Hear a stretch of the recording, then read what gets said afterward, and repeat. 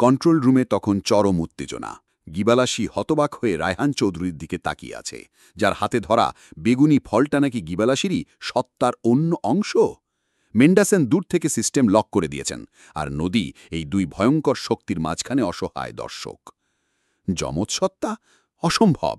গিবালাস অবিশ্বাস আর ক্রোধে চিৎকার করে উঠল, আমি ওটাকে ধ্বংস করে দিয়েছিলাম। তুমি তাই ভেবেছিলে? রায়হান শান্তভাবে বলল, তার চোখে ক্রূণ কৌতুক। কিন্তু সত্তা সহজে মরে না গিবালাসি, বিশেষ করে তোমার মতো শক্তিশালী সত্তা। তুমি ক্ষমতার লোভে নিজের সত্তাকে ভাগ করেছিলে।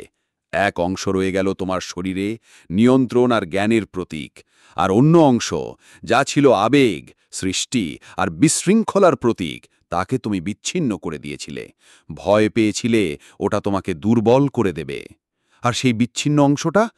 নদী ফিসফিস করে বলল, এই ফলটার ভেতরে। ঠিক তাই। রায়হান মাথা নাড়ল। নক্ষত্রজীবীরা এটাকে খুঁজে পেয়েছিল, এর শক্তিকে ব্যবহার করতে চেয়েছিল নিয়ন্ত্রণের অস্ত্র হিসাবে। তারা জানত না এর আসল প্রকৃতি। আমি শুধু সঠিক সুযোগের অপেক্ষায় ছিলাম। তুমি কে? গিবালাসি গর্জে উঠল, তুমি সাধারণ মানুষ নও।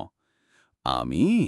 রায়হান হাসল, আমি একজন সংগ্রাহক, বিরল শক্তির সংগ্রাহক।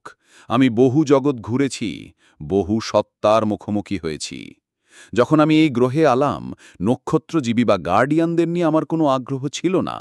আমার লক্ষ্য ছিল গ্রহের গভীরে থাকা সেই আদিম শক্তি। কিন্তু তারপর আমি তোমাদের কথা জানলাম, গিবালাসি আর তার বিচ্ছিন্ন যমজ সত্তা। দুটোকে একসাথে পাওয়া এ তো জ্যাকপট। তুমি রায়হান চৌধুরী নও। অরণ্যের ক্ষীণ চেতনা গিবালাসির নিয়ন্ত্রণের ফাঁক গলে বেরিয়ে আসার চেষ্টা করল। তুমি তার শরীরটা ব্যবহার করছো। শরীরটা বেশ কাজের। রায়হান কাঁধ ঝাঁকাল। কলোনির সিকিউরিটি চিফ, সবার বিশ্বাসভাজন। এর চেয়ে ভালো ছদ্মবেশ আর কী হতে পারে? আসল রায়হান, সে অনেক আগেই আমার সংগ্রহশালার অংশ হয়ে গেছে। গিবালাসি তার নীলাভ শক্তি হাতে কেন্দ্রীভূত করল। তুমি আমার সত্তার অংশ ফেরত পাবে না, আর গ্রহের শক্তিও তোমার হবে না। সে রায়হানের দিকে একটা এনার্জি বোল্ট ছুঁড়ে মারল। রায়হান অবলীলায় সরে গেল। শুধু শক্তি দিয়ে সব হয় না গিবালাসি, তোমার প্রয়োজন কৌশল, আর আমার কাছে দুটোই আছে। সে ফলটা তুলে ধরল।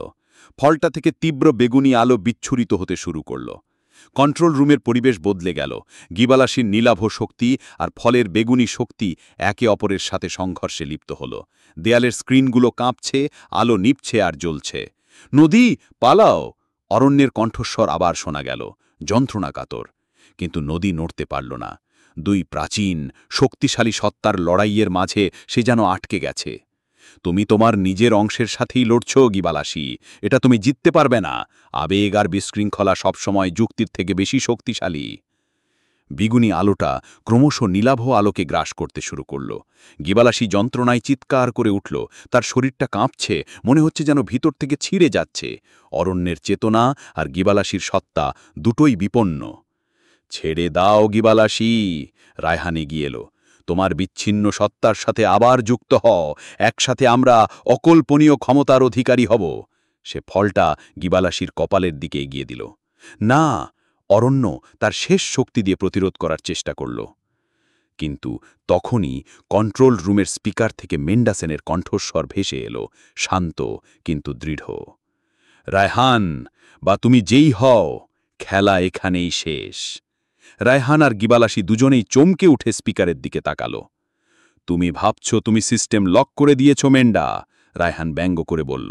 এই শক্তি আমার নিয়ন্ত্রণে আসা শুধু সময়ের অপেক্ষা। হয়তো, মেন্ডাসেন বললেন, কিন্তু তুমি একটা জিনিস ভুলে গেছ। প্রজেক্ট লাইরা শুধু নক্ষত্রজীবী বা গার্ডিয়ানদের নিয়ে গবেষণা করেনি, তারা গ্রহের আদিম শক্তি নিয়েও গবেষণা করেছিল। আর তারা একটা ফেল সেফ তৈরি করেছিল। Fail safe? গিবালাসির কঙ্কে অবিশ্বাসের সুর। হ্যাঁ, মেন্ডাসেন বললেন, যদি গ্রহের শক্তি কোনোদিন ভুল হাতে পড়ার উপক্রম হয়, যদি কালসর্প প্রোটোকল ব্যর্থ হয়, তাহলে সেই উপায় হিসাবে তারা এই কন্ট্রোল রুম, এই পুরো আন্ডারগ্রাউন্ড কমপ্লেক্স, এমনকি প্রয়োজন হলে গ্রহের কেন্দ্র পর্যন্ত ধ্বংস করার ব্যবস্থা রেখেছিল। আর সেই ফেলসেফ অ্যাক্টিভেট করার কোড, সেটা শুধু একজনের কাছেই ছিল। কার কাছে? রায়হান অধৈর্য হয়ে জিজ্ঞেস করল। আমার কাছে, মেন্ডাসেন শান্তভাবে বললেন। আমার বাবা, যাকে তোমরা বিশ্বাসঘাতক ভাবছ, সে আসলে দ্বৈত ভূমিকা পালন করছিল। সে নক্ষত্রজীবীদের বিশ্বাস অর্জন করেছিল ঠিকই, কিন্তু গোপনে সে প্রজেক্ট লাইরার শেষ রক্ষা কবচ তৈরি করছিল। আর সেই কোড সে আমাকে দিয়ে গেছিল তার মৃত্যুর আগে।